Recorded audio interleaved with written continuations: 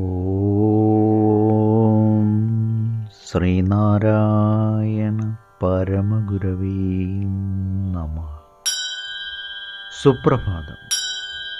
1176 ദിവസമായ ഇന്ന് 2024 ആഗസ്റ്റ് മാസം 3 തീയതി ശനിയാഴ്ച. 1199 ആണ്ട് കർക്കിടക മാസം 19 തീയതി. ഗുരുവചനങ്ങളിലൂടെ ധർമ്മം തന്നെയാണ് പരമമായ ദൈവം. ധർമ്മം തന്നെയാണ് മഹത്തായ ധനം. ധർമ്മം എവിടെയും വിജയിക്കുന്നു.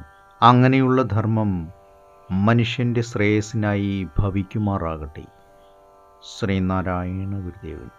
ശ്രീ മങ്ങാട് ബാലചന്ദ്രൻ തയ്യാറാക്കിയ ശ്രീനാരായണ ഗുരുവിൻ്റെ 366 മഹത്തായ ചിന്തകൾ എന്ന പുസ്തകത്തിൽ ധർമ്മം തന്നെയാകുന്നു ദൈവം എന്ന് വിവരിക്കുന്ന ഭാഗമാണ് ഇന്ന് അവതരിപ്പിക്കുന്നത്. ധർമ്മം തന്നെയാണ് പരമമായ ദൈവം. ധർമ്മം തന്നെയാണ് മഹത്തായ ധനം. ധർമ്മം എവിടെയും വിജയിക്കുന്നു. അങ്ങനെയുള്ള ധർമ്മം മനുഷ്യൻ്റെ ശ്രേയസ്സിനായി ഭവിക്കുമാറാകട്ടെ. ഇത്രയും വലിയ ലോകത്തെ കാണുവാൻ ഈശ്വരൻ നമുക്ക് നൽകിയിരിക്കുന്നത് തീരെ ചെറിയ 2 കണ്ണുകളാണ്.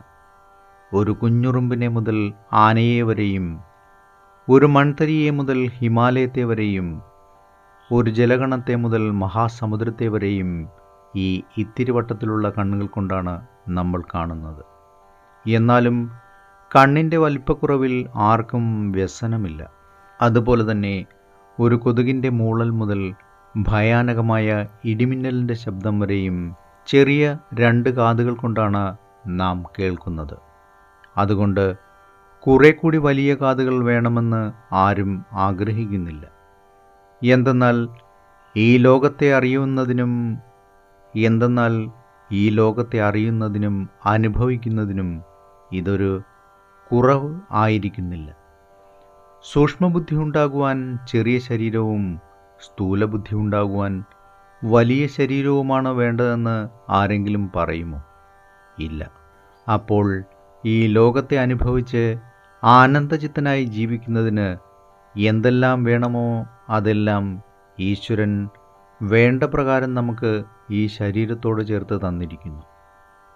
എന്നാൽ അവയെല്ലാം വേണ്ടും പ്രകാരമാണോ നമ്മൾ ഉപയോഗപ്പെടുത്തുന്നത്? ചിലർ സമ്പത്തുണ്ടാക്കാൻ ചിലരെ ദ്രോഹിക്കുന്നു. ചിലർ സ്ഥാനമാനങ്ങൾക്കായി ചിലരെ തോൽപ്പിക്കുന്നു. ചിലർ അധികാരത്തിനായി ചിലരെ കീഴ്പ്പെടുത്തുന്നു. മറ്റു ചിലർ കാമപൂരണങ്ങൾക്കായി മറ്റു പലരെയും വേട്ടയാടുന്നു. വേറെ ചിലർ സ്വന്തം നേട്ടങ്ങൾക്കായി അസത്യം പ്രചരിപ്പിക്കുന്നു. ഇത്തരം അധർമ്മങ്ങളൊന്നും മനുഷ്യലക്ഷണങ്ങളല്ല. ഇതൊക്കെ ലക്ഷണമായി ആരിലെല്ലാം ഇരിക്കുന്നുവോ അവരെല്ലാം ഓരോരോ കാലഘട്ടങ്ങളിൽ അധപ്പതിക്കാനിടവരും.